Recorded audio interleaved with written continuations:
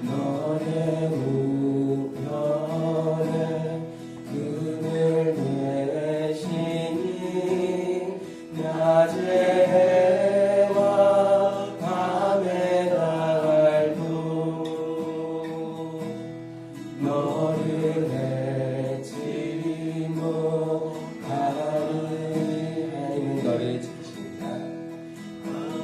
하나님은 너를 지키시 너의 환난을 면케하시니 너의 환난을 면케하시니 그가 너를 지키시리라. 너의 출입을 지키시리라. 눈을 들어 산을 보아라. 눈을 들어 산을 보아라. 너의 도움 어디서 오나. 천지 지으신 너를 만드신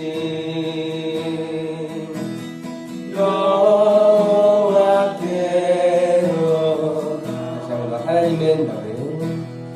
하나님은 너를 지키시 너의 우편에 그늘 대신 너의 우편에 그늘 대 낮의 해와 밤의 날도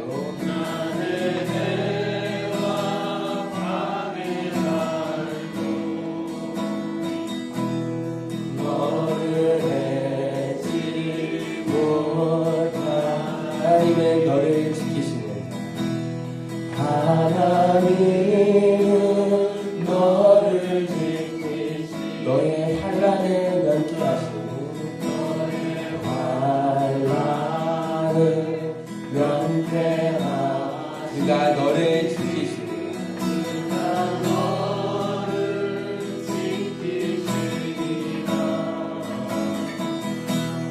너의 출입을 지키시리라.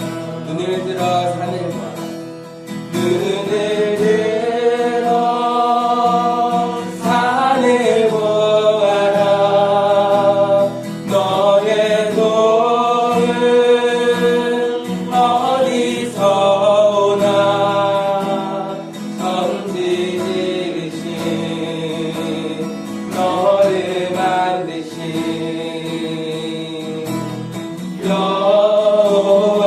여호와께로. 눈을 들어 산을 보아라. 눈을 들어 산을 보아라. 너의 도움 어디서 오나. 천지 지으신 너를 만드신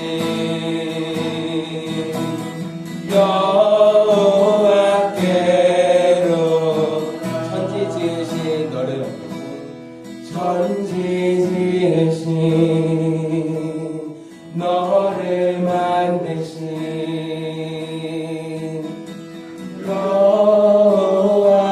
여호와께로. 천지 지으신 나를 만드신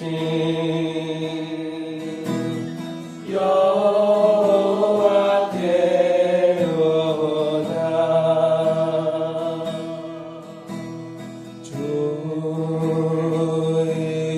좋으신 하나님 좋으신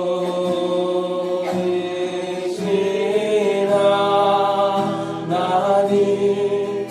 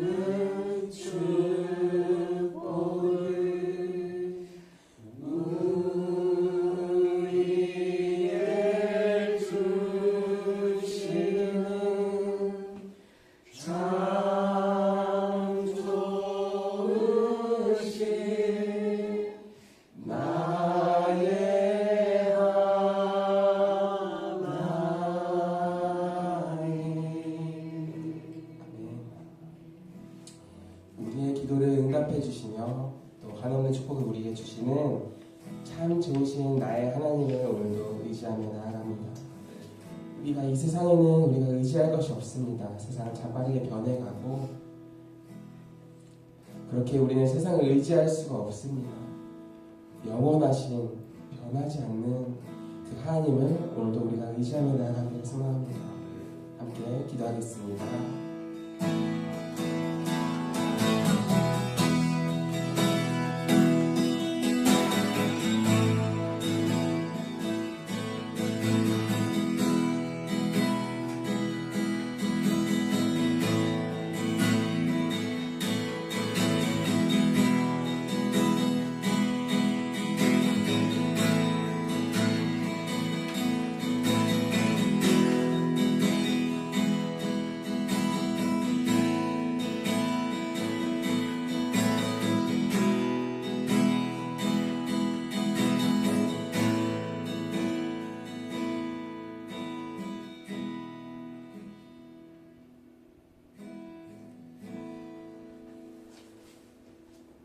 우리 주 예수 그리스도의 은혜와 하나님의 사랑과 성령의 교통하심이 여러분과 함께 하시기를 축복합니다.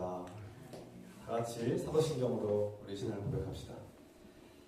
전능하사 천지를 만드신 하나님 아버지를 내가 믿사오며 그 아들 우리 주 예수 그리스도를 믿사오니 이는 성령으로 잉태하사 동정녀 마리아에게 나시고 본디오 빌라도에게 고난을 받으사 십자가에 못 박혀 죽으시고 장사한 지 4일 만에 죽은 자 가운데서 다시 살아나시며 하늘로 오르사 전능하신 하나님 우편한 자에 계시다가 저로서 산자와 죽은 자를 심판하러 오시리라. 성령을 믿사오며 거룩한 공예와 성도가 서로 된 것과 죄를 사하여 주신 것과 몸이 다시 산 것과 영원히 산 것을 믿사옵나이다. 아멘. 찬송드립니다. 582장 찬송 보시면서 준비하신 예물을 함께 드리겠습니다.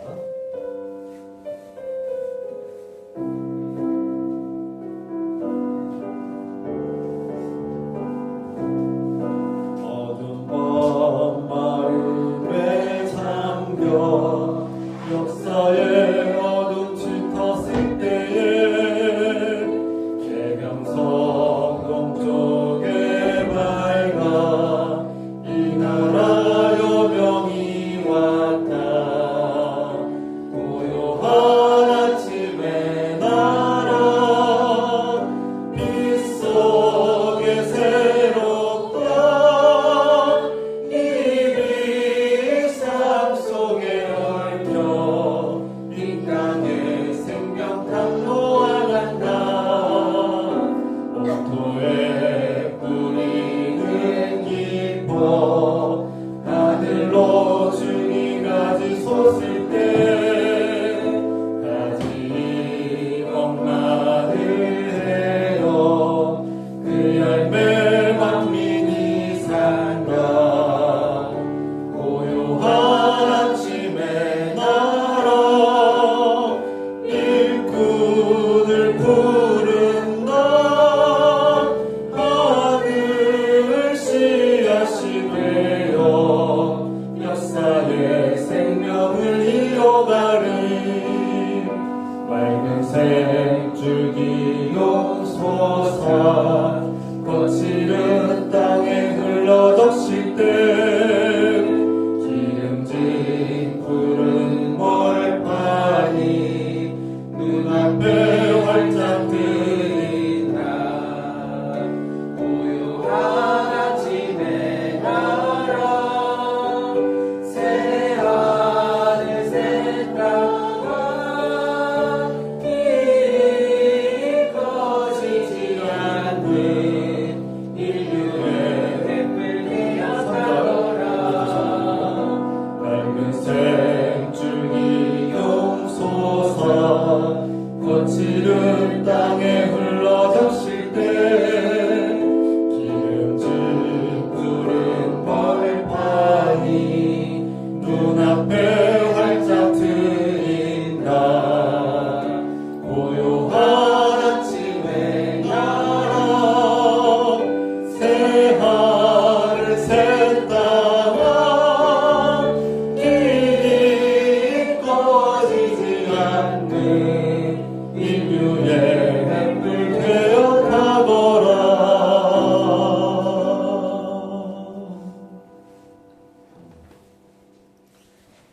시간 이상호 권사님께서 기도 인도하셨습니다. 사랑하는 하나님 아버지, 오늘도 형제 자매들과 함께 모여 예배드림을 기뻐하고 감사드립니다. 새해에도 예수님을 목표로 삼고 달려가게 하옵소서. 새해에는 전도와 선교의 목표를 향하여 달려가게 하옵소서. 주님께서 우리에게 전도의 문을 열어주시고 열매를 맺게 하옵소서. 새해에도 주님의 자녀들을 사랑으로 돌봐주시고 날마다 필요한 것들을 풍성하게 채워주옵소서. 주님, 우리나라는 정치, 경제, 사회가 총체적인 위협을 받고 있습니다. 거짓과 폭력과 주술로 국민을 속이고 불법과 내란을 일으킨 대통령에게 심판과 정의를 세워주시길 기도합니다. 주님, 국민의 정치의식이 올바르게 성장하고 성숙하도록 인도하옵소서. 아멘. 주님, 무한 여객기 사고 희생자들을 불쌍히 여겨주시고 그들의 영혼을 품어주시며 유가족들에게 부활의 소망과 위로를 주시옵소서. 아멘. 다시는 이러한 비극과 참사가 일어나지 않도록 도와주세요. 주님, 지난날 저희의 어리석음과 죄를 용서해 주시고 주님과의 관계를 회복하게 하옵소서. 주님께서 우리의 죄와 잘못을 용서하신 것처럼 우리도 다른 사람들을 용서하게 하옵소서. 오늘날 우리가 주님을 높여드리고 하늘나라를 이루게 하옵소서. 예수 그리스도의 이름으로 기도드립니다. 아멘. 아멘.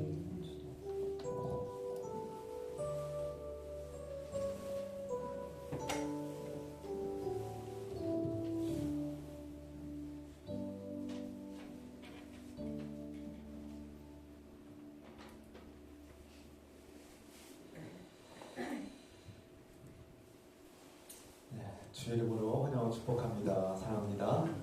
주의 이름으로 인사합시다. 주의 이름으로 환영하고 축복합니다. 반갑습니다. 이렇게 한 주 동안 잘 보내고 또 이렇게 예배 가운데 함께 하실 수 있어서 감사하고 기쁩니다. 주연절 셋째 주일이자 또 설 주일 예배를 드립니다. 다음 주일은 주연절 넷째 주일이고 또 해외 선교 주일 예배로 드립니다.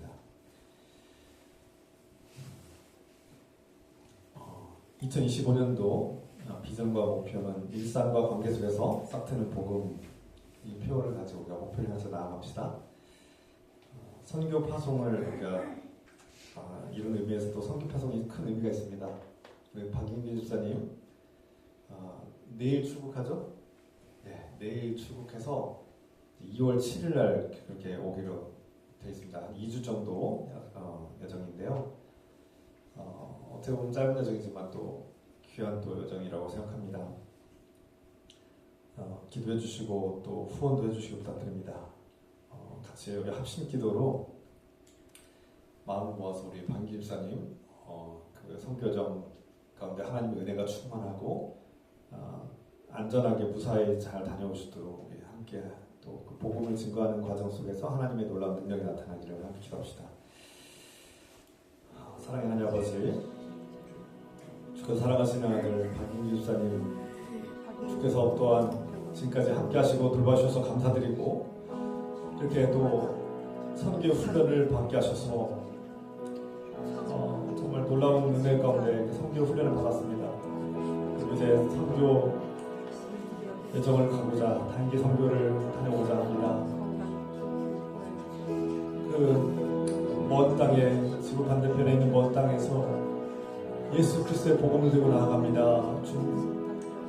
그 복음을 증거할 때 하나님의 놀라운 은혜가, 하나님의 놀라운 영광이 나타나게 하시고 복음의 능력이 나타나게 하시며 그 영혼들에게 복음을 증거할 때 놀라운 복음의 생명을 얻게 하시고 구원의 역사를 나게 하시며 우리 박 집사님 가는 길 오는 길 안전하게 무사하게 다녀오시도록 지켜주시고 보호하시고 그 생명과 안전을 돌봐주시옵소서. 하나님 함께 하시고 지켜주시옵소서. 주님 함께 동의하시고 주님의 놀라우신 은혜가 주님의 주님의 일꾼들에게 함께 해주시길 간절히 구합니다. 주님.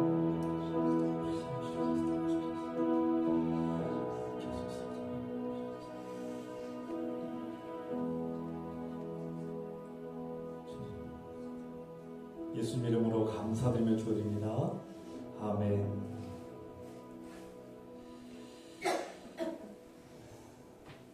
이 시간 사실 우리 박 집사님 파송의 노래로 함께 우리 축복하고 또 격려하고 또 경험합시다. 파송의 노래.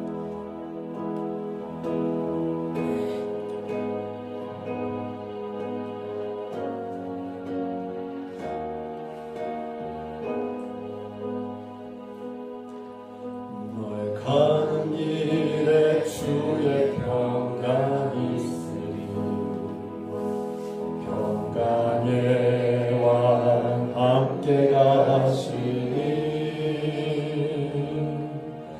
너의 걸음 주 인도하시니 주의 강한 손 너희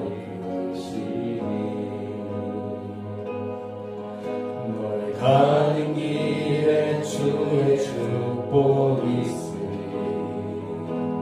평강의 왕 함께 가시니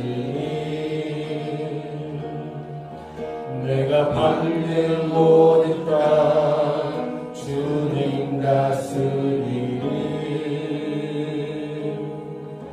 너의 주의 길 예비게 되리 주님 나라 위하여 길 떠나는 나의 영대여 주께서 가라시니 너는 가 주의 이름으로 거칠은 광야 위에 꽃은 피어나고 세상은 내 안에서 주님의 영광 보리라 강하고 우리 박수달기 안에서 세상이 이기신 주는 함께 너와 동행하시며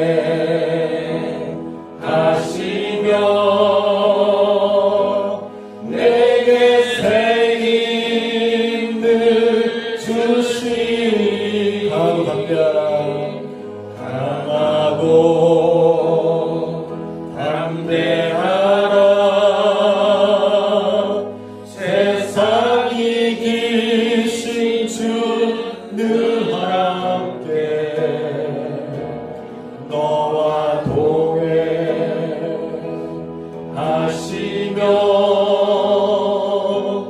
내게 새 힘을 주시니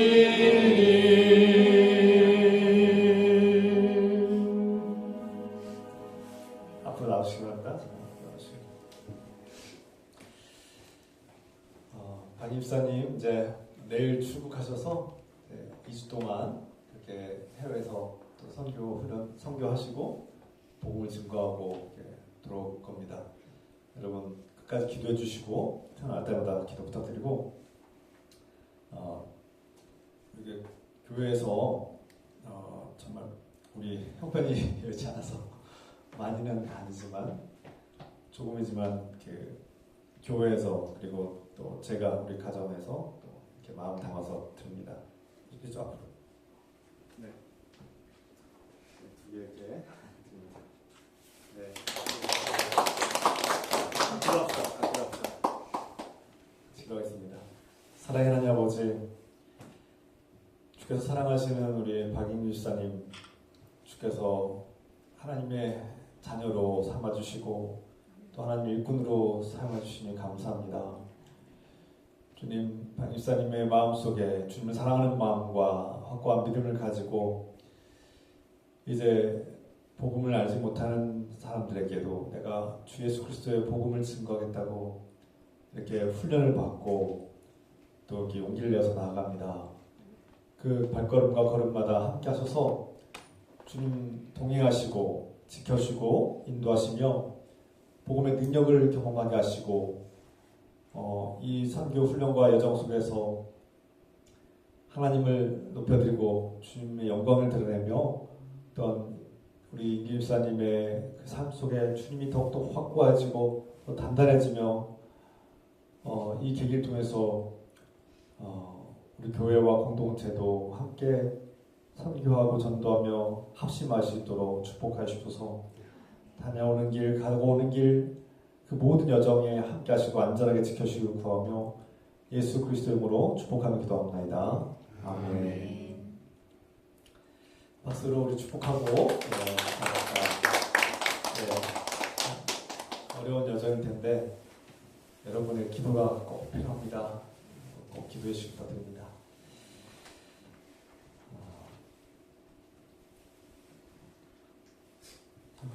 오늘 예배를 이 시간은 하나님께서 주신 말씀 함께 보겠습니다. 오늘 하나님께서 우리에게 주신 말씀은 예레미야서 29장 4절부터 14절의 말씀입니다. 다 같이 자리에서 일하셔서 하나님의 말씀 한 절씩 듣도록 하겠습니다. 예레미야서 29장 4절부터 14절. 만군의 여호와 이스라엘의 하나님께서 예루살렘에서 바벨론으로 사로잡혀 가게 한 모든 포로에게 이와 같이 말씀하시니라. 너희는 집을 짓고 거리에 살며 텃밭을 만들고 그 열매를 먹으라. 아내를 맞이하여 자녀를 맞으며 낳으며 너희 아들이 아내를 맞이하며 너희 딸이 남편을 맞아 그들로 자녀를 낳게 하여 너희가 거기에서 번성하고 줄어들지 아니하게 하라. 너희는 내가 사로잡혀 가게 한 그 성읍의 평안을 구하고 그를 위하여 여호와께 기도하라. 이는 그 성읍이 평안함으로 너희도 평안할 것입니다. 만군의 여호와 이스라엘의 하나님께서 이와 같이 말씀하시니라. 너희 중에 있는 선지자들에게와 전쟁에게 미혹되지 말며 너희가 꾼 꿈도 고집있고 믿지 말라. 내가 그들을 보내지 아니하였어도 그들이 내 힘으로 거짓을 예언함이라. 여호와의 말씀이니라. 여호와께서 이와 같이 말씀하시니라. 바벨론에서 70년이 차면 내가 너희를 돌보고 나의 선한 말을 너희에게 성취하여 너희를 이곳으로 돌아오게 하리라. 여호와의 말씀이니라. 너희를 향한 나의 생각을 내가 아나니 평안이요 재앙이 아니니라. 너희에게 미래와 희망을 주는 것이니라. 너희가 내게 부르짖으며 내게 와서 기도하면 내가 너희들의 기도를 들을 것이요 너희가 온 마음으로 나를 구하며 나를 찾을 것이요 나를 만나리라. 함께 했습니다. 이것은 여호와의 말씀이니라. 나는 너희들을 만날 것이며 너희를 포로된 길에서 다시 돌아오게 하되 내가 쫓아보내었던 나라들과 모든 곳에서 모아 사로잡혀 떠났던 그곳으로 돌아오게 하리라. 이것은 여호와의 말씀이니라. 아멘. 자리 앉으시기 바랍니다.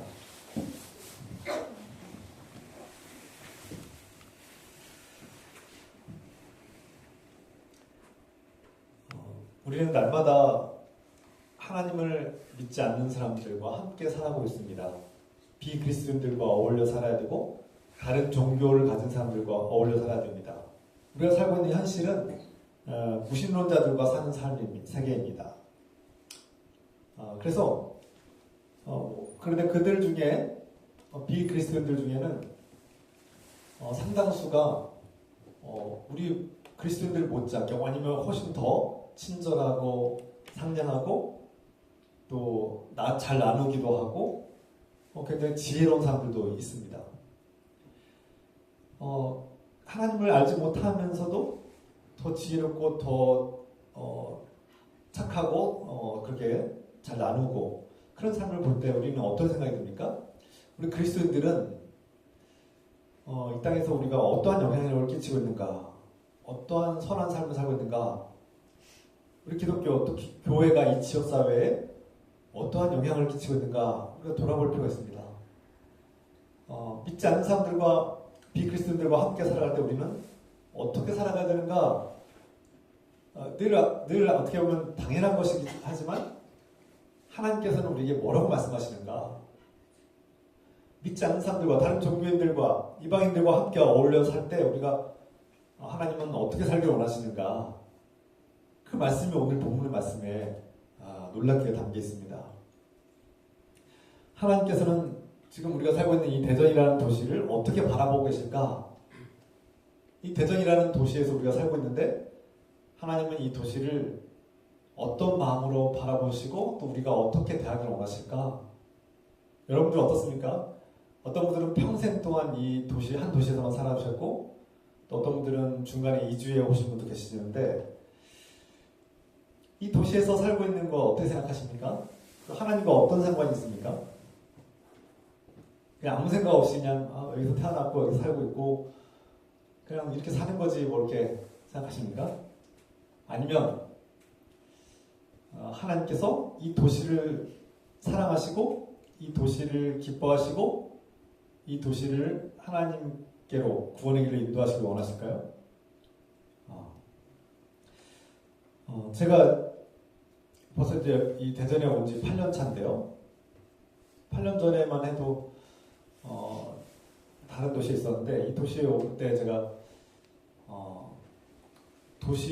하나님께서 도시를 사랑하신다는 것을 제가 많이 느꼈고 도시를 외면하면 안 되겠다. 도시는 제 마음속에 한편에는 도시는 모든 쾌락과 죄악과 타락의 장소로 여길 때가 있었어요 한때.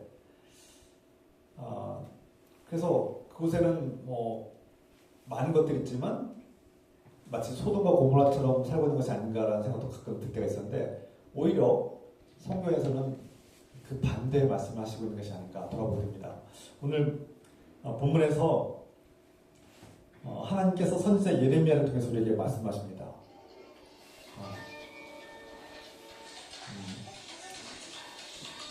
여러분 스마트폰은 가능하면 꺼주시면 좋겠습니다. 하나님께서 이 대전이라는 도시에 저를 보내실 때 비전을 주셨고 하나님은 저희 그런 부정적인 마음보다는 이 도시를 사랑하신다는 하나님의 마음을 품게 하셨어요. 하나님께서 이 도시를 사랑하시고 이 도시에 있는 많은 사람들을 위해서 기도하고 저들에게 복음을 증거하기를 원하신다는 마음을 저에게 주셨고 그런 비전과 꿈을 꾸고 제가 이 대전에 이 사역지에 왔다고 생각합니다. 그렇게 믿고 있습니다.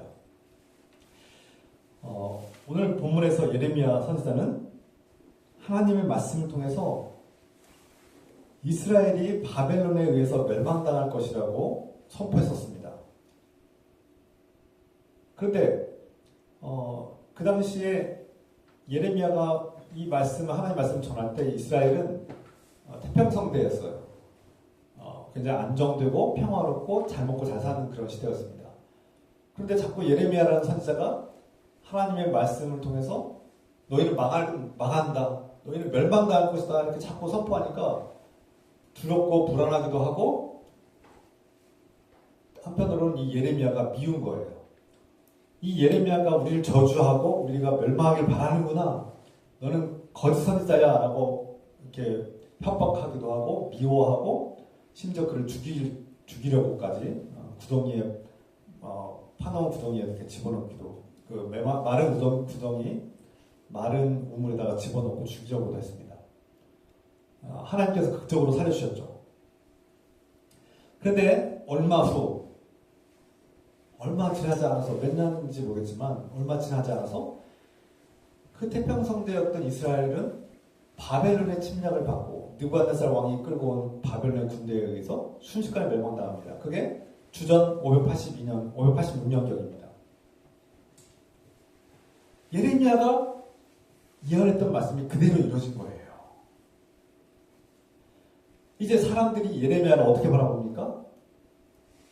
예언이 이루어지지 않으면 거짓 선지자가 되는데 하나님의 말씀대로 그 예레미야가 선포한 예언이 그대로 이루어진 겁니다. 물론 예레미야는 자신을 사랑하는 이스라엘 민족과 동족이 멸망당한 것을 원치 않았고 하나님께서 그 그 뜻을 돌이키기를 원하셨고 이스라엘 백성들이 망하지 않는 길로 가기를 원했습니다. 회개하고 하나님의 뜻대로 다시금 돌아오면 이스라엘이 멸망하지 않을 거라고 믿었어요. 그러나 이스라엘 백성에게 결국 멸망이 임했습니다. 바벨론의 느부갓네살 왕은 이스라엘을 침략하고 멸망시킨 후에 그곳에 있는 왕들과 귀족들 그리고 능력 있는 사람들, 기술공들과 뭐 기술자들 다 그 막 건축가들 다 기술 있는 사람들, 능력 있는 사람들 모두를 다 끌고 다 바벨론으로 끌고 포로로 끌고 갔습니다. 여러분, 이스라엘 땅에서 평화롭게 살던 이스라엘 백성들이 적국에서 침략을 당해서 포로로 질질 끌려가는 모습을 상상해 보십시오. 그들의 마음, 포로로 끌려가고 있는 이스라엘 백성들의 마음이 어땠을까요? 여러분 상상이 가지 않습니까? 먼저 가족을 잃었지 않습니까? 적들에 의해서 가족들이 죽임을 당했거나 헤어졌거나 흩어졌을 겁니다. 그러면 가족을 잃은 슬픔 때문에 괴로웠을 것입니다. 그리고 슬픔과 절망이 밀려왔을 거고 지금 자신의 모든 신분, 왕족이든 귀족이든 부자든 가난한 사람이든 지금 다 모든 걸 다 뺏겼기 때문에 너무나 큰 슬픔과 충격과 혼돈 속에 빠졌을 겁니다. 다 잃어버린 거죠. 다 잃어버린 거죠. 그리고 나라를 잃었어요. 나라가 있으면, 국가가 있으면 다시 재건하면 되는데 나라마저도 지금 망해버렸으니 지금 왕도 포로로 끌려가고 있는데 재건할 희망이 없는 거예요. 기회가 없는 거예요. 돌아갈 희망도 없는 거예요. 그러니까 부서진 거는 고치면 되는데 이제 나라가 완전히 뺏겨서 황폐화가 됐으니 포로로 끌려가고 있으니 절망 아니겠습니까? 그들의 마음속에 어떤 마음이 들었을까요? 그들이 하나님을 믿는 백성인데 물론 하나님을 배반하기도 했지만 그들 마음속에 하나님께서 왜 우리를 지켜주지 않으실까? 하나님께서 우리를 버리셨구나. 하나님 우리를 떠나셨구나. 아니면 우리가 너무 큰 죄를 졌나? 우리가 큰 죄를 져서 이렇게 큰 벌을 받는가? 이런 온갖 생각들이 그들을 괴롭혔을 겁니다. 우리가 무슨 죄를 졌길래 이렇게 큰 벌을 받아야 되는가? 우리가 얼마나 큰 죄를 지었길래 우리가 망해야 되는가?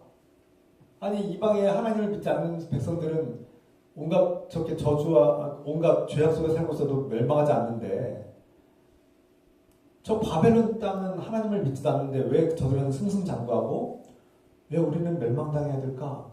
이런 생각이 들지 않겠습니까?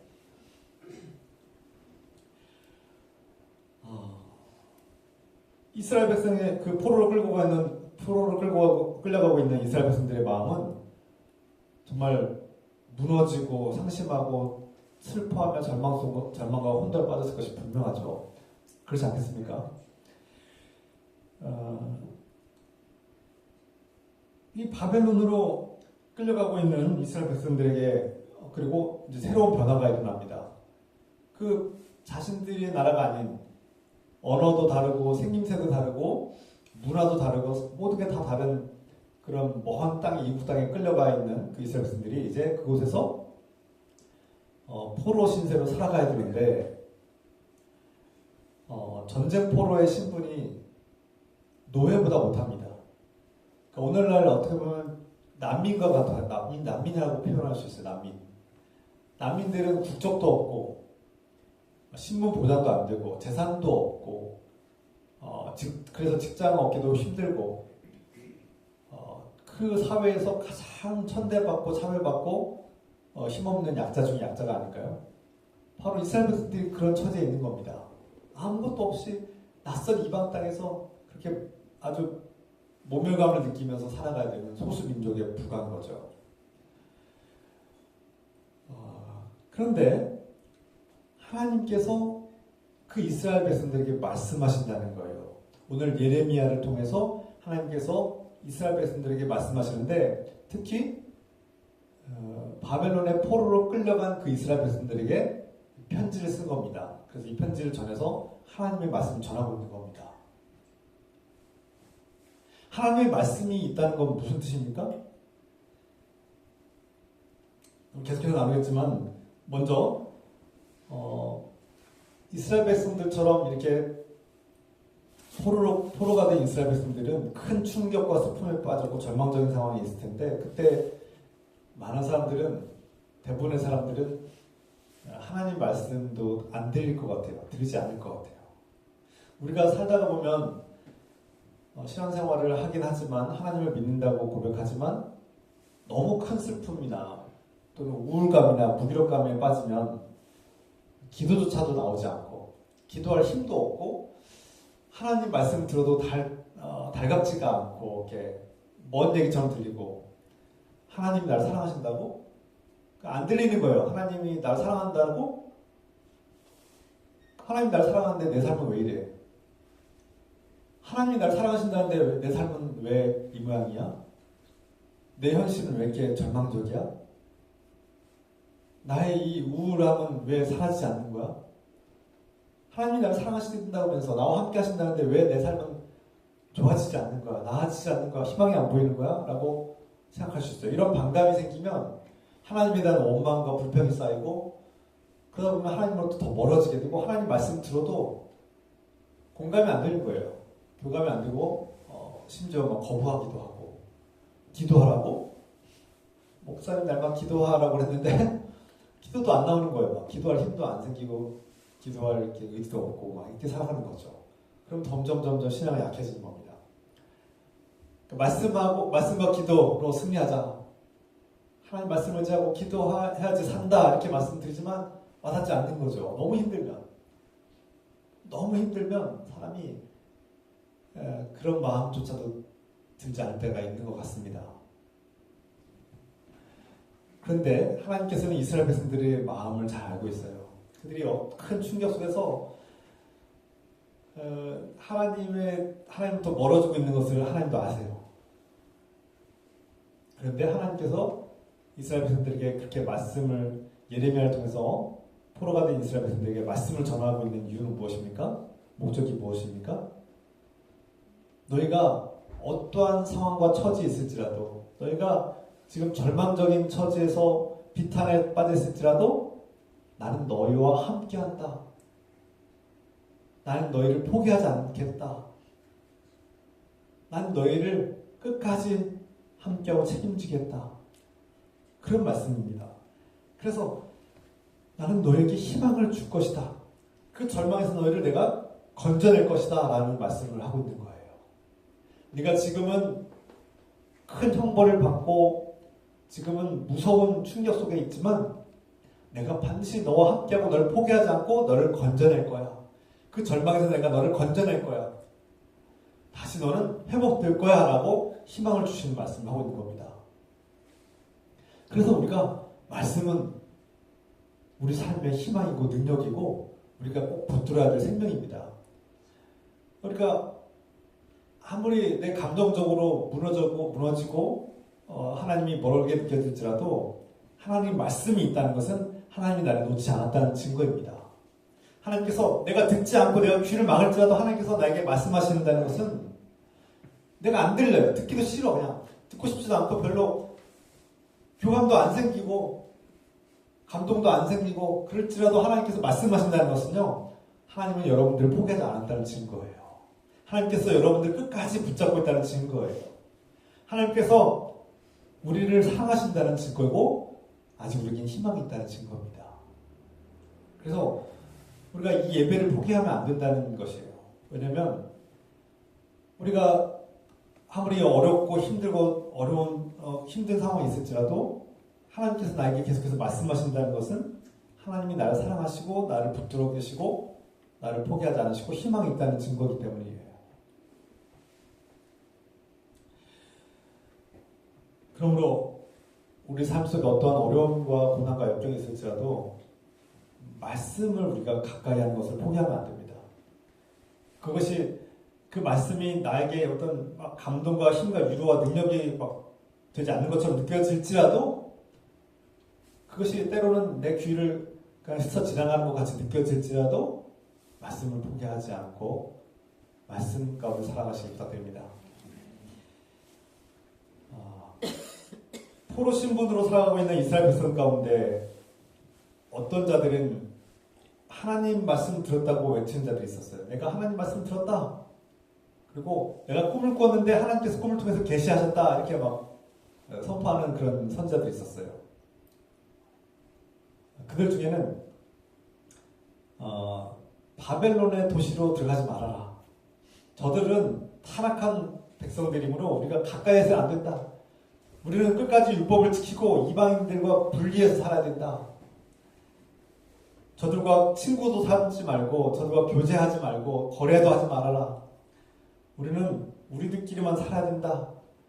우리는 여전히 율법을 끝까지 고수해야 된다. 이런 주장을 하고 가르치는 자들이 있었던 거예요. 우리는 바벨론이 멸망해야 된다. 이 악한 땅, 우리를 이스라엘을 멸망시키는 이 바벨론은 원수고 이 원수의 땅은 저 원수들은 멸망당해야 된다. 하나님께서 심판하실 거야 라고 이렇게 가르치는 선자들이 있었다는 거예요. 그런데요, 놀랍게도 하나님은 그 선자들에게 너희는 거짓 선자들이다라고 선포합니다. 그들은 가짜다. 믿지 말라. 그들이 꿈을 통해서 계시를 받았다고 말하는 것을 믿지 말아라. 그들이 하나님의 말씀을 받았다고 선포할 때 너희는 듣지 말아라. 나의 종, 나의 일꾼 예레미야의 말씀을 들으라고 말씀하고 있는 거예요. 뭐라고 말씀하십니까? 예레미야가 전한 그 하나님께서 전한 말씀 뭐예요? 너희는 바벨론에 들어가서 바벨론에 정착해서 그들이 먹고 마신 것을 먹고 마셔라. 놀라운 말씀이죠. 원래 율법에 따르면 이스라엘 백성들은 이방인들이 먹고 마시는 것을 먹으면 안 돼요. 그들과 함께 먹고 마실 수가 없어요. 그러면 법에 걸려요. 하나님 법을 어기는 거예요. 그런데 지금 하나님께서는 그들이 먹는 거 마시는 거 다 먹고 마시라는 거예요. 율법에 따르면 먹어야 될 것과 먹지 말아야 될 것이 분명하게 구분되어 있어요. 그래서 바벨론 백성들이 먹는 거 먹으면 큰일 나요. 이스라엘 백성들이 하나님 말씀 어기는 거예요. 그런데 하나님께서 뭐라고 말씀하시는 거예요? 그들이 먹고 마시는 거 다 먹고 마셔라는 거예요. 무슨 뜻입니까? 그들의 삶과 그들의 문화와 그들의 생활을 너희도 적극적으로 배우고 그것을 받아들이라는 거죠. 그것들을 적극적으로 받아들이라는 겁니다. 네, 어서오세요. 그 나라에서 너희가 적극적으로 바벨론에 적극적으로 적응하고 그 문화를 배우고 습득하고 그들의 문화를 존중하고 함께 어우러지고 함께 그들과 살아라. 공생하고 상생하고 함께 어울려서 살아라. 그런 뜻입니다. 거기서 끝나지 않습니다. 하나님께서 뭐라고 말씀하십니까? 그 나라가 잘 되어야 너희도 잘 된다. 그 땅의 백성들이 잘 돼야지 너희도 잘 된다. 그 나라를 위해서 기도해라. 그 백성을 위해서 기도해라. 그리고 그 나라를 위해서 일하고 섬겨라. 놀라운 말씀이죠. 너희가 그동안 거짓 선자들의 말처럼 이 바벨론은 우리의 원수야. 우리가 저들과 어울리면 안 돼. 우리는 분리돼야 돼. 우리는 유대인의 정체성을 가지고 율법의 정체성을 가지고 저들이 먹는 거 먹으면 안 되고 저들과 교제도 하면 안 되고 분리돼야 돼 라고 가르치는 자들이 있었는데 그들은 거짓 선자다. 잘못되었다. 내 뜻이 아니다. 하나님께서 뭐라고 말씀하십니까? 다른 종교를 가지고 다른 문화를 가지고 다른 언어를 쓰는 그 바벨론 백성들과 함께 어우러지고 그들의 삶을 적극적으로 배우고 존중하고 어우러져서 그 속에서 번성하라. 본질은 하나님과의 관계, 하나님을 사랑하고 하나님 말씀을 듣고 하나님 말씀을 따라 살아가는 것. 그 대신 그들이 버려야 될 것들이 있었어요. 그 바벨론의 포로로 생활을 하고 있는 그들은 제사를 드릴 수 없어요. 예배를 드릴 수 없어요. 자신들은 힘과 능력과 권세와 보장 있는 게 없어요. 뭐 종교의 자유 같은 거 없어요.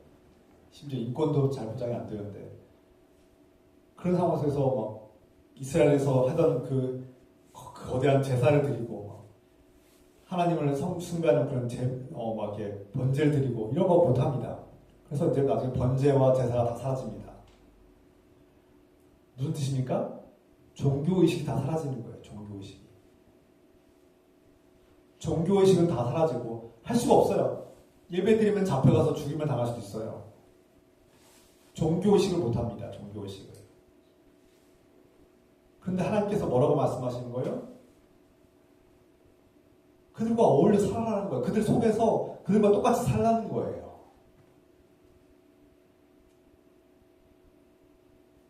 그리고 또 하나님께서 말씀하시죠. 이 말씀 가운데 우리가 포로된 그 이스라엘 백성들이 하나님 말씀을, 예레미야의 이 말씀과 편지를 들었을 때 어떻게 반응했을까요? 어떤 사람들이 이렇게 생각했을 것 같아요. 아니, 이 바벨론은 우리의 원수이고 우리 이스라엘 백성을 망하게 했고 하나님을 대적한 백성들인데 우리가 보고 우리에게 바벨론을 위해서 기도하라고? 이 나라, 이 백성을 위해서 기도하라고? 이 나라가 잘 되도록 기도하라고? 이런 반감이 들지 않겠습니까? 또 여기서 평생토록 털을 잡고 가족을 이루고 자녀를 낳고 결혼도 하고 자녀를 낳으라고? 그럼 우리 여기서 평생 살라는 얘기네? 나는 지금 당장이라도 이스라엘로 다시 돌아가고 싶고 막 도망치고 싶은데 하나님께서 도망치지 말고 거기서 집을 짓고 결혼도 하고 자녀도 낳고 번성하라는 겁니다. 그리고 하나님께서 또 약속을 하세요. 희망의 말씀을 하십니다.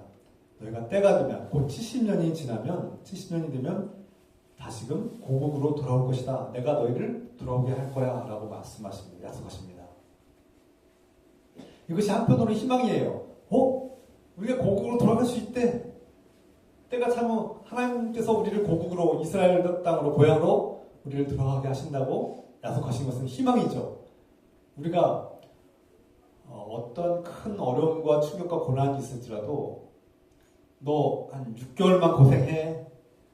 우리가 군대 갔을 때 이게 평생 동안 한 것이 아니라 딱 2년, 1년 6개월만 딱 복무하다 나온다고 하면 우리가 견딜 수 있잖아요. 너의 가난함이 평생 가지 않고 한 3년만 고생해. 이러면 우리가 견딜 힘이 생기지 않습니까?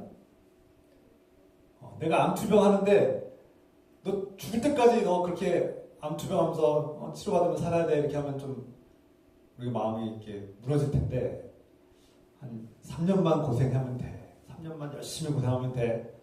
그리고 나서 나중에 좀 좋아질 거야 라고 하면 희망이 생기지 않습니까? 그러면 좀 이겨낼만 하잖아요. 사람이 2, 3년은 우리가 좀 참을만 하잖아요. 이스라엘 백성들에게 이 말씀이 희망이 될 겁니다. 그리고 동시에 또 다른 측면에서 볼 때 70년이라는 시간은 너무 긴 거예요. 왜냐하면 그 당시에 평균 수명을 생각하면 30년, 40년인데 자신이 70년을 살 그런 다시는 결국 고국으로 돌아가지 못한다는 뜻입니다.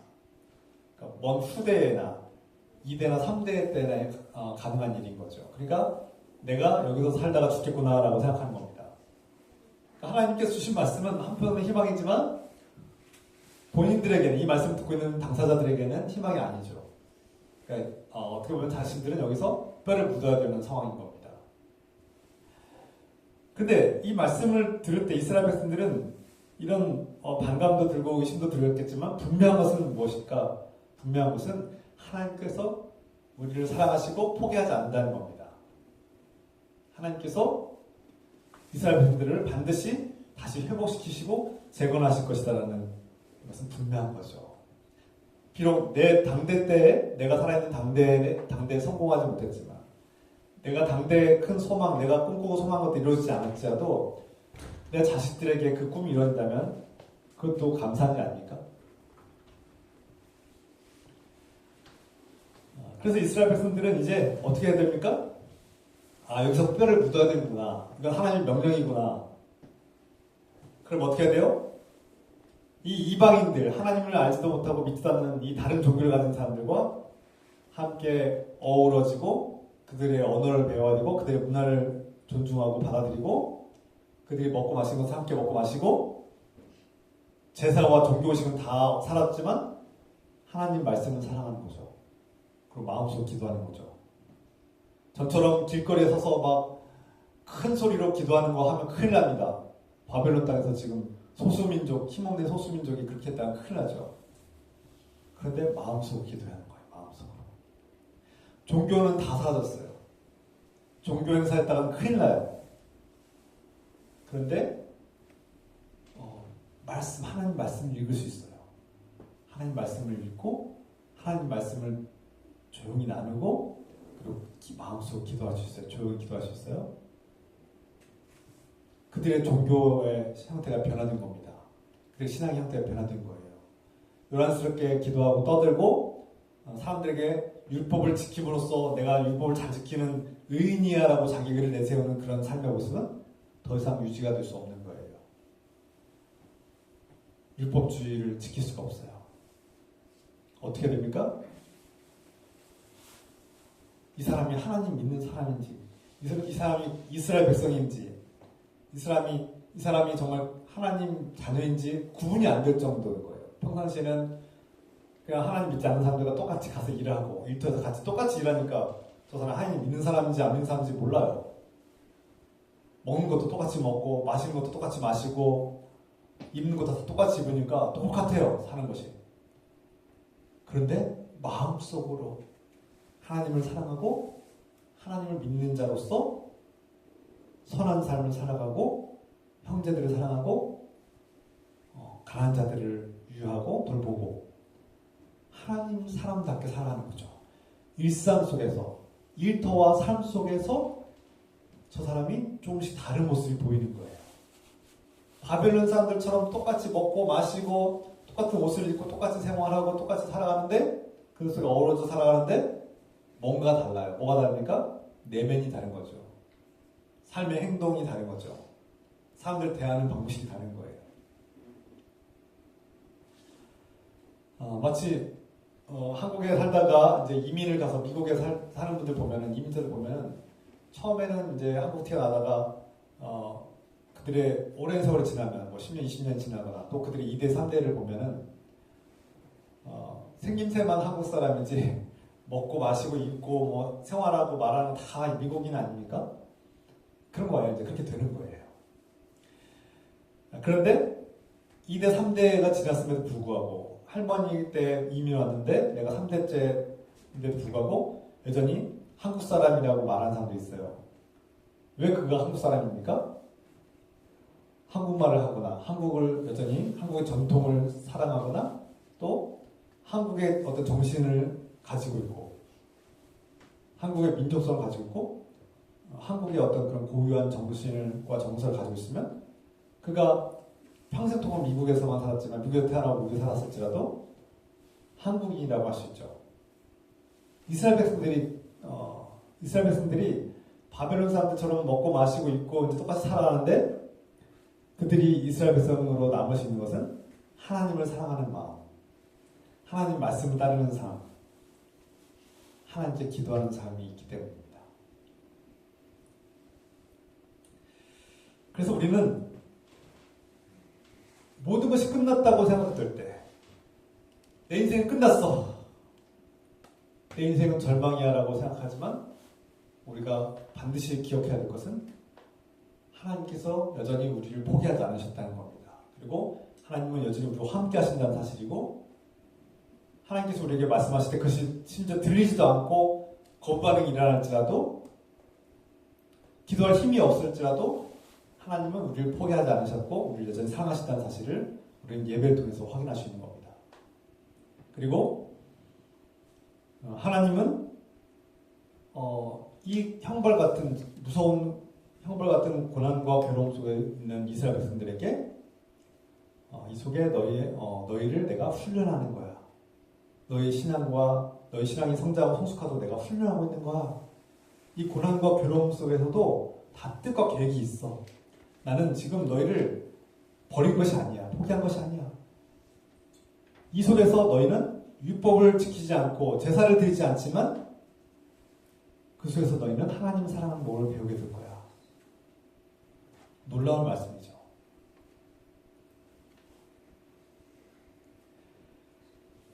다른 종교를 가진 사람들과 함께, 전에는 너희가 다른 종교를 가진 사람들을 무시하고 이방인들을 무시하고 차별하고 가까이 하지도 않고 멀리하고 배척했어요. 그러나 이제는 너희가 그토록 무시하고 배척하고 멀리하던 이방인들과 매일같이 마주하고 매일 만나고 그들의 삶을 접하고 심지어 그들의 삶을 존중하고 그들의 문화를 배워야 되고 그들과 어울려 살아야 됩니다. 이것이 이스라엘 백성들에게 큰 변화죠. 요즘 제가 그런 삶을 지금 배우고 있는 것 같아요. 목사는 교회만 있으면 돼요. 교회 하루 종일 아침부터 저녁까지 교회만 있었어요. 출근도 교회에서 하고 하루 종일 만난 사람들 다 믿는 사람들, 우리 그리스도인들이에요. 다 형제 자매들, 교인들이에요. 그 교회 일만 하면 돼요. 주에도 하나님 말씀 예배 인도하고. 근데 제가 요즘 주중에 하나님을 안 믿는 사람들과 날마다 만납니다. 불교 신자들을 제가 불교 신자와 날마다 만나야 돼요. 제가 지금 매일 만난 사람들은 불교 신자들이에요. 가는 곳마다 다 불교 불교의 상징들이 다 가득해요. 전도를 못하겠어요. 제가 불교 신자 아직은. 그리고 하나님 안 믿는, 그러니까 다른 종교를 가진 사람들과 매일 만나야 되고, 하나님 안 믿는 사람들과 날마다 지금 어울려야 되고, 그들과 대화해야 되고, 그들이 먹는 음식을 먹어야 돼요. 물론 우리 크리스천 대부분 지금 다 먹지만, 제가 무슨 말을 하시는지 아시죠? 저는 평생 동안 교회에서만 산 사람입니다. 그게 좋았고 그게 가장 행복했어요. 근데 지금 돌아보면 참 제가 온실 속의 화초처럼 살았던 것 같아요. 하나님을 안 믿는 사람들이 어떻게 살아가는지에 대해서 별로 관심이 없었던 것 같아요. 교인들의 삶만 보다 보니까 교인들만 만나니까 제가 거기에 이렇게 익숙해 있다 보니까 비그리스도인들, 다른 종교를 가진 사람들과 이렇게 깊은 대화를 하는 법을 잘 몰랐던 것 같아요. 앞으로는 이 문제를 연구하고 또 배워야 될 것 같습니다. 그들의 문화를 존중하고 그냥 무시하고 차별하고 멀리하고 끝나는 것이 아니라 이제는 그들의 문화를 존중하고 그들의 삶과 생각과 가치관을 배우고, 제가 받아들인다는 거 아닙니다. 받아들인다는 건 다른 차원이에요. 저는 하나님을 믿는 그리스도인으로서, 하나님의 자녀로서 정체성이 분명하지만 그들과 어울리는 법을 배워야 되는 거죠. 그들에게 함부로 말하지 않고 그들의 문화와 그들의 종교를 존중하고 조심스럽게 대화하는 법을 배우고, 그 속에서도 내가 하나님을 믿는 자녀로서의 존중받는 법을 내가 이제 터득해야 되는 그런 상황이 있습니다. 무엇으로 하셨습니까? 제가 막 또 예수 믿어라 막 이렇게 강요하면 됩니까? 강요하면 안 된다고 했죠, 제가. 포스트 모더니즘 사회에서 신앙은 강요로 되는 것이 아닙니다. 제가 자녀들을 키우지만 너 예수 믿어야 돼! 너 기독교인으로서 아빠가 목사인데 말이야 이렇게 하면서 강요하잖아요. 그러면 애들 바로 거부해버립니다. 갈수록 더 심해지고 있어요, 이 사회. 여러분도 자녀 키울 때 그랬지만 이 시대에는요 더 훨씬 몇 배가 강합니다. 요즘 MZ세대한테 막 강요하면요 회사도 바로 나가버립니다. 회사도 그만둬요. 그냥 강요하는 거 가장 싫어하는 시대예요. 그런 시대에 여러분들 자녀들한테, 이웃들에게 막 예수 믿으라고 강요하고 막 불교 신자한테 막 예수 믿으라고 강요하면요 관계 끊어집니다. 별 것도 안 됩니다. 그렇게 해서 복음 믿으면 벌써 다 이루어졌죠. 강요해서 안 되는 시대예요. 막 믿으라고 안 믿으면 죽는다고 그렇게 하면요 바로 너 안 만나 이렇게 되는 거예요. 당신하고 선절 관계 끊어집니다. 그렇게 하면. 과거에는 우리가 통했어요. 우리 어린 시절 때는 그게 됐는데 이 시대에 그렇게 하면 큰일 납니다. 여러분 관계 다 끊어집니다. 그냥. 왜? 외톨이가 되는 거예요. 제가 이 말씀을 드리는 이유는 저도 이 말씀, 예레미야서의 말씀을 들으면서 제가 이 시대에 우리에게 주신 말씀이구나. 야, 이 말씀이 있었구나. 이스라엘에서 하나님을 사랑하고 제사를 드리고 율법을 지키는 그 세상에 살다가 이스라엘 백성들이 완전히 다른 이방 땅에, 다른 종교를 가진 이방 땅의 이방인들과 함께 살아갈 때 얼마나 당황스러웠을 겁니까? 근데 우리가 일터와 직장에서 날마다 만나는 사람들은 하나님 안 믿는 사람들이고 이방인들이에요. 하나님 믿지도 않고 심지어 하나님 믿는 그리스도인들 박해하는 사람들이에요. 아, 너 그리스도이냐? 기독교이냐? 아우, 너랑 친하지 않을래. 아우, 너 나를 전도하려고 그러지. 나 너하고 안 친할래. 아, 저 사람 만나면 나 또 전도할 것 같고, 교회 가자고 할 것 같고, 교회 가면 헌금 내야 될 것 같고, 막 온갖 생각들이 이제 있으니까, 아, 저 사람하고 나 친해지면 안 되겠다. 막 이런 생각이 들 거 아닙니까? 물론 기독교 재단에서 일하시면 그런 게 좀 덜 하지만, 이 쉬운 일이 아닙니다. 그래서 우리는 지금 바벨론 땅에 끌려간 포로와 같은 삶을 살고 있는 거예요. 오늘날 한국 사회는 종교의 자유가 보장된 나라이기 때문에 온갖 종교가 다 있는 세상입니다. 기독교뿐만 아니라 불교, 천주교, 이슬람교도 있고요. 온갖 이단들, 그냥 셀 수 없는 종교 수십 가지, 수백 가지가 있는 종교가 무당들까지 합쳤으면 5만 가지 종교가 다 보장된 나라죠. 바벨론이다, 바벨론. 우리가 살고 있는 현실은 바벨론이에요. 이 바벨론과 같은 현실 속에서 우리는 다른 종교를 가진 사람들을 우리가 배척하고 차별하고 분리하고 그들과 교제하면 안 돼. 만나지도 마. 그들과 사귀지도 말고 관계를 맺지도 마. 과거의 어린 시절을 저는 그렇게 배웠어요. 목사님이 제 어린 시절에 안 믿는 사람들 만나지도 마. 그 사람들 만나면 자꾸 술 먹고 놀러 가자고 하고 주일 못 지키니까 만나지 말라고. 또 친구도 사귀지 마. 그런 사람들 친구도 하지 말라고 해서 그렇게 가르쳤던 것 같아요. 저 그렇게 배웠어요, 어렸을 때. 그러나 저는 여러분께 말씀드립니다. 그건 성경적인 말씀이 아니에요. 거짓 선지자들이 하시는 말씀이에요. 미안하지만. 하나님께서는 뭐라고 말씀하십니까? 이 바벨론과 같은 현실 속에서 그들이 먹고 마시는 것을 함께 먹고 마시라는 거예요. 먹고 마셔야 됩니다. 그들이 먹는 거 비난하면 안 돼요. 기독교인은 그런 거 먹는 거 아니야. 교회 다니는 사람들은 그런 거 먹는 거 아니야. 야, 제사 드렸어?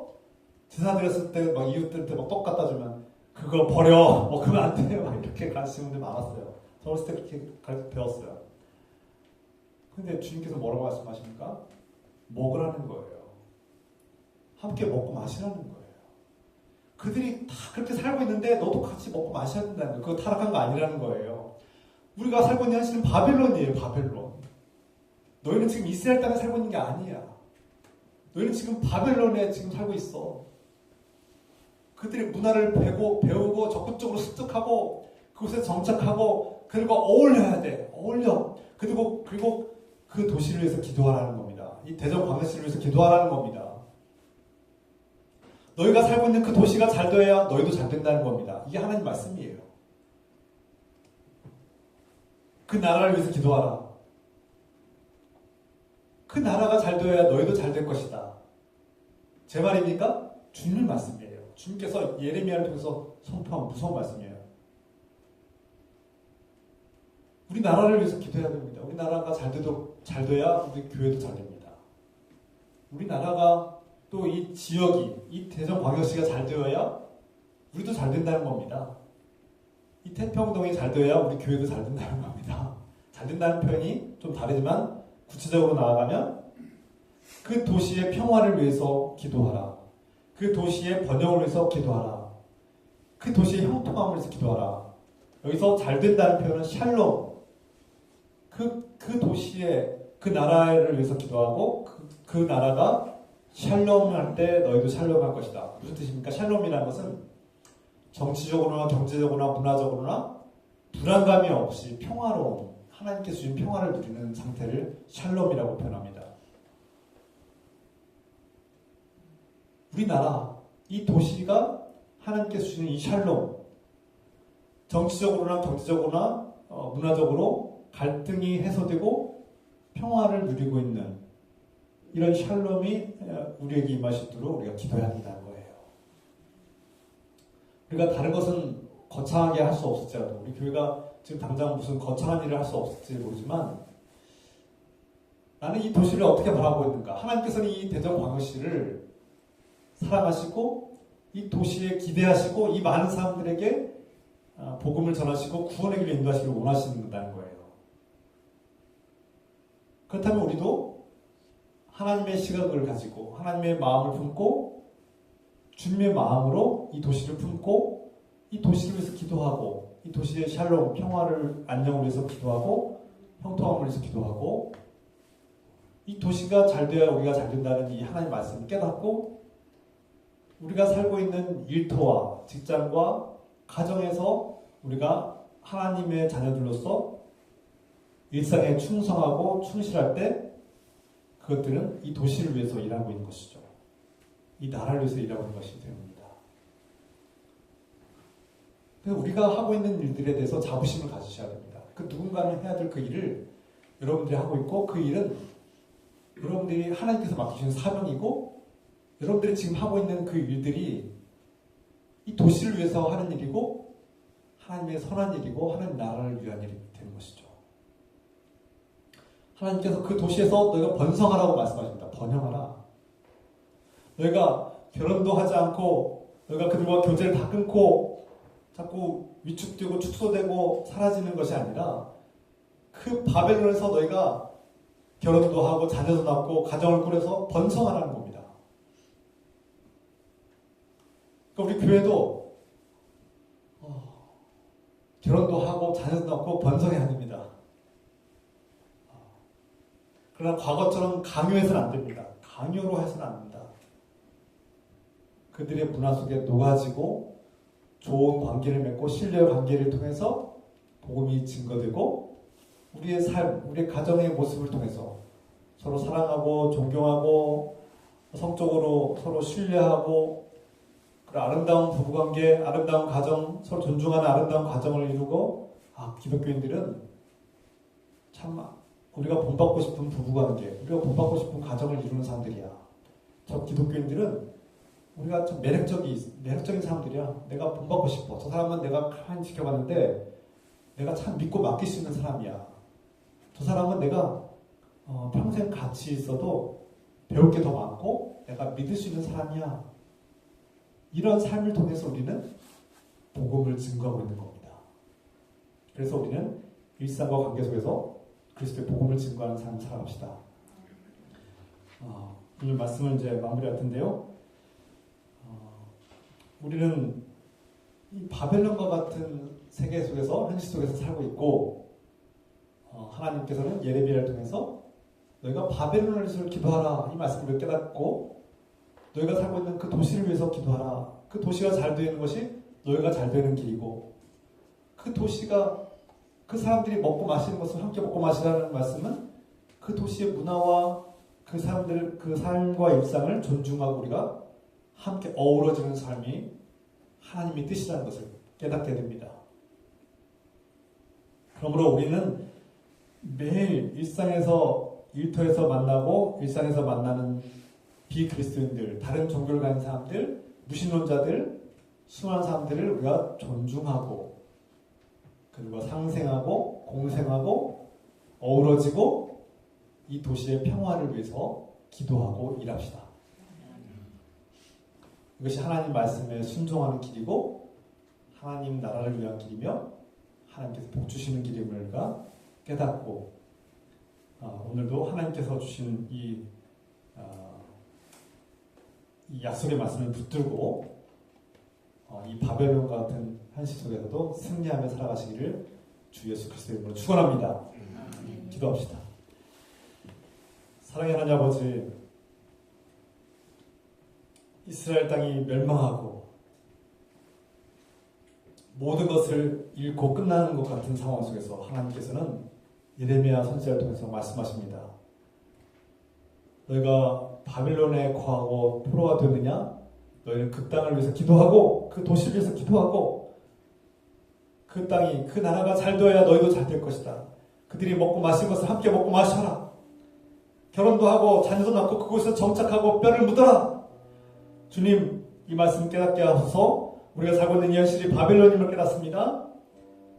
그럼 우리가 다른 종교를 가진 사람들과 비크리스천들과 함께 어우러지고 그들과 함께 살아가는 법을, 더불어 살아가는 법을 배우고 그들의 삶을 존중하고 아끼고 그 속에서 좋은 관계, 신뢰의 관계를 통해서 복음을 증거하는 삶을 살 수 있도록 축복하여 주셔서 오늘 이 말씀을 붙들고 여전히 우리와 함께 하시고 우리를 돌보시고 우리에게 새로운 영성을 가르쳐주시는 주님의 말씀을 따라 살 수 있도록 인도하시옵소서. 기도합시다. 주여 하나님 아버지, 주여 주님, 주님, 오늘 이 말씀을 깨닫습니다. 하나님, 우리가 살고 있는 현실이 바벨론과 같음을 깨닫습니다. 주님, 우리가 이 땅에 살고 있는 동안은 우리가 바벨론의 땅에서 다른 종교를 가진 사람들과 비크리스천들과 함께 살아가야 됨을 깨닫습니다. 주님, 예레미야를 통해서 너희는 그 도시를 위해서 기도하라고 하셨습니다. 주님, 너희는 그들이 먹고 마시면서 함께 먹고 마시고 그곳에서 정착하라, 그곳에서 번성하라, 번영하고 형통하라고 하셨습니다. 주님, 우리가 이 대전광역시를 위해서 기도하게 하시고 우리가 살고 있는 도시를 위해서 기도하고 이 땅의 평화를 위해서, 이 땅의 형통함을 위해서 기도합니다. 주님, 이 도시가 잘 될 때 우리도 잘 될 수 있음을, 이 땅의 샬롬을 위해서 기도할 때 우리도 하나님께 주신 샬롬을 드릴 수 있음을 깨닫습니다. 주님, 감사합니다. 매일매일 우리는 하나님을 모르고 하나님 믿지 않는 백성들과 마주치고 우리 일터에서 이방인들과 함께 할 때 주님, 우리에게 지혜를 주시고 우리가 하나님 말씀을 따르고 우리가 하나님의 자녀로서의 정체성을 유지하며 하나님과 동행하는 삶을 사시도록 인도하여 주시옵소서. 주님, 그들을 무시하거나 차별하거나 배척하고 멀리하는 것이 답이 아니라 그들과 함께하고 어우러지고 그들과 교제하며 그들을 사랑으로 섬길 때에 그것이 하나님의 뜻과 계획임을 깨닫게 하여 주시옵소서. 주님, 감사합니다.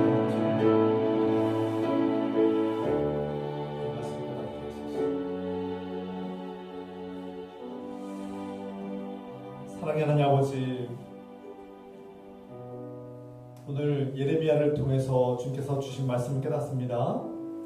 우리가 살고 있는 현실은 바벨론과 같은, 포로로 끌려간 이스라엘 백성들이 바벨론 살고 있는 것과 같은 상황임을 깨닫습니다. 주님, 다른 종교를 가진 이방인들, 비크리스천들과 함께 매일같이 어울려 살 때 우리에게 지혜를 주시고 그들을 배척하고 멀리하고 무시하는 것이 아니라, 차별하는 것이 아니라 그들의 삶을 존중하고 그들의 삶을 배우고 함께 어우러지고 그들과 신뢰의 관계를 사랑의 교제를 나누고 이 땅의 평화를 위해서 기도하고 이 땅의 형통함을 위해서 기도하고 그들과 함께 어우러지며 이 도시를 위해서 기도하는, 이 도시를 위해서 섬기고 사랑으로 돌보는 삶을 살게 하옵소서. 이것이 주님의 뜻임을 깨닫게 하셔서 하나님을 믿지 아니하고 하나님을 알지 못하는 이방인들까지도 품으시고 사랑하신 우리 주 예수 그리스도의 은혜와 하나님 아버지의 끝없는 사랑하심과 또 이방인들을 사랑으로 섬기고 이 도시를 위해서 기도하시는 성령님의 교통과 역사심이 오늘 주님의 거룩한 자녀들을 위해 지금부터 영원토록 함께 해주시기를 간절히 축원하옵나이다. 아멘.